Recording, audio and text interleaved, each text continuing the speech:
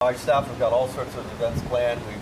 I just got back actually from London last week with the River Plate Veterans Association.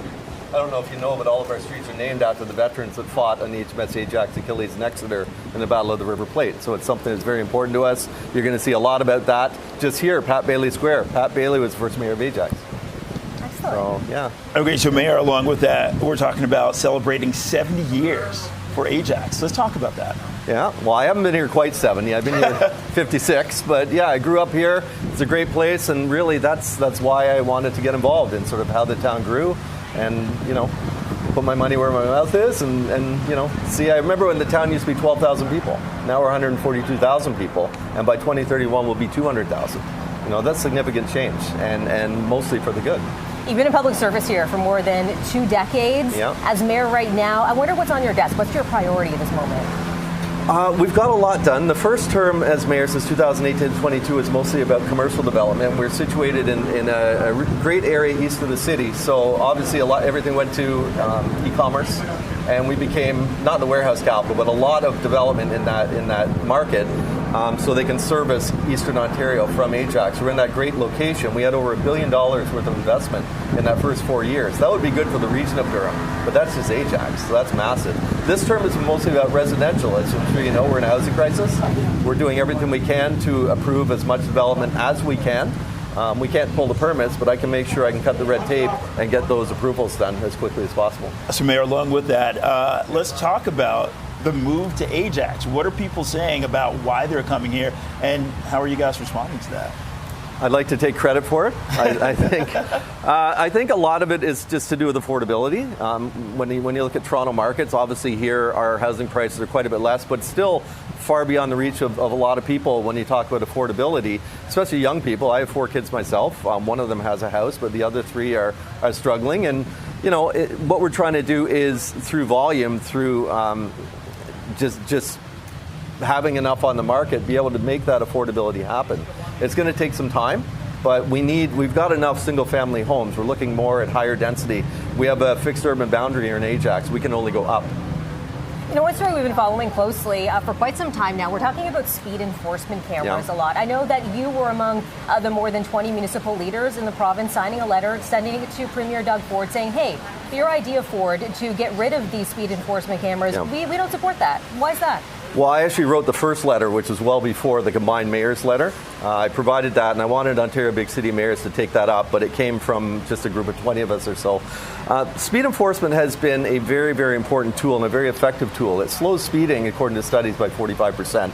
And it's the only thing that we have that works. I stopped all of the traffic calming 3 years ago. We used to spend $100,000 a year in traffic calming, which was completely ineffective.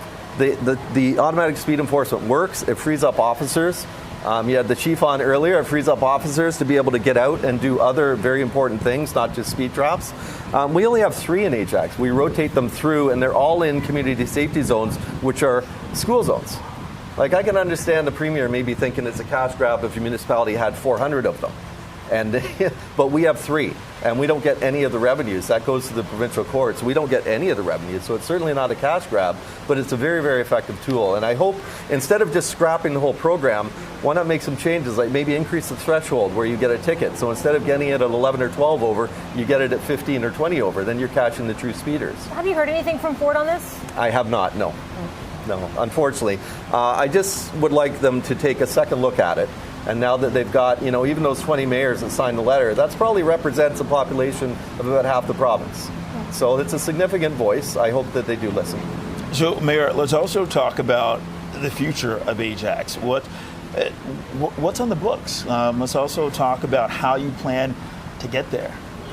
Well, I talked about the residential development. I mean, we need to grow. With growth, we need to look at all of our other infrastructure, community centers, places like parks and amenity spaces, roads, trails, all that stuff. It's very difficult. At the same time, we've had some changes with legislation. So when we build a building like this 25-story building we're sitting under right now, we would normally have received development charges in the neighborhood of, $25 million, which pays for the parks and rec centers and all those things. Now those development charges have been deferred till occupancy. So what we would have got up front, now we're not going to get for 5 to 10 years. And it makes it kind of difficult to put that infrastructure in place. So we're having to plan around that right now. So when I'm doing my budget process now under the strong mayor's powers, my reserves that normally would have been topped up ongoing are going to have a drought of about 5 years. So I've now got to plan for that 5 years effectively.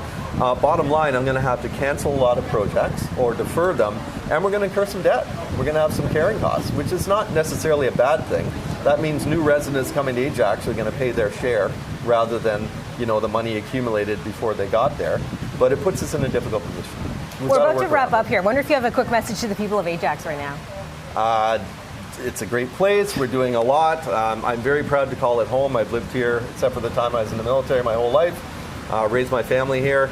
And a lot of the residents think the same because we're growing like crazy, and I'm not aware of that many people leaving. So if you haven't been here before, please come check it out. Highly recommend it. And we certainly had a warm welcome here. Thanks so much for that. Ajax Mayor Shaun Collier, appreciate you joining us here live here today. Mayor Collier. Thank you.